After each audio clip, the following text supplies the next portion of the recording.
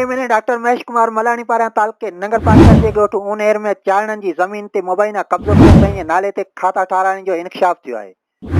انهي سلسلي ۾ مذڪورا معاملي بابت ذريعن ڄاڻ ڏني آهي ته PPP MNA doctor Mahesh Kumar Malani مقامي سطح تي ڳوٺ اونهير ۾ مقرر کيل پنهنجي پٽيل لڇمڻ سنگهه ٺڪر ۽ تپيدار منگل سوٽر جي ملي بغت سان چارڻن جي زمين تي مبينا قبضو ڪيو آهي. ذريعن موجب PPP MNA doctor Mahesh Kumar Malani ڏيڏڙائي ۾ اڌ زمين پيسن تي ورتي آهي ۽ باقي چارڻن جي اڌ زمين تي مبينا ڏاڍ مرسي جي زور تي قبضو ڪيو آهي. ذريعن موجب اونهير ۽ ڏيڏڙائي جي زمين ڏاڍي ڀلي آهي ۽ ڊيم به ٺهيل آهي. آبادي ڀلي थिए थी. چارڻ वेचारा सफ़ा ग़रीब ऐं मिसकिन आहिनि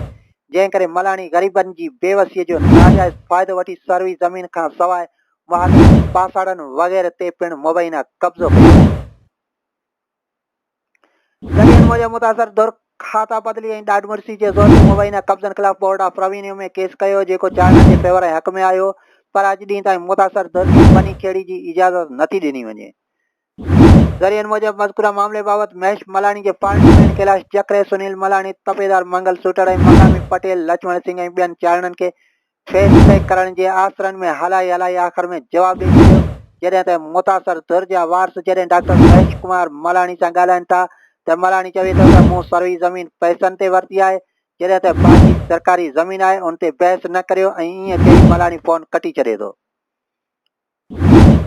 ज़रियनि मूजिब मलाणी जंहिं हमरा खां ज़मीन वरिती उनखे सरकारी नौकरी वठी ॾेई पोइ मिड़ई कुझु ख़र्चो पाणी लाइ माठ कराए छॾियो ऐं मक़ामी सहूलियतकार पटेल लक्ष्मण सिंह खे पिणु मेमरी ॾियण सां गॾोगॾु आरो प्लांट ऐं ॿियूं मुरायतूं वग़ैरह ॾेई पंहिंजो करे छॾियो जंहिं करे इहे सभु कुझु ॼाण रखंदे बि कुझु पुछण लाइ तयारु न आहिनि ऐं साॻी मलाणी वारी ॿोली ॻाल्हाइनि था.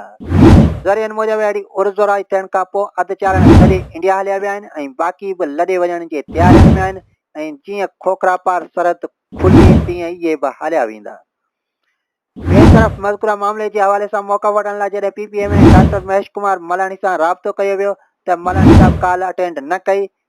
ऐं जॾहिं ज़मीन जे खातनि जा सबूत वग़ैरह मोकिली WhatsApp ते मैसेज कयो वियो त महेश मलाणी ऑनलाइन मौजूदु हुअण बावजूदु जवाबु ॾियण जी ज़हमत न कई.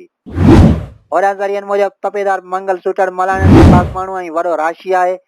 जंहिंजे ख़िलाफ़ मुख़्तलिफ़ सरकारी खातनि में केस पिणु हलंदड़ आहिनि पर मलाणी जे आशीर्वाद सबबु कानूनी कार्रवाई खां बचियल आहे.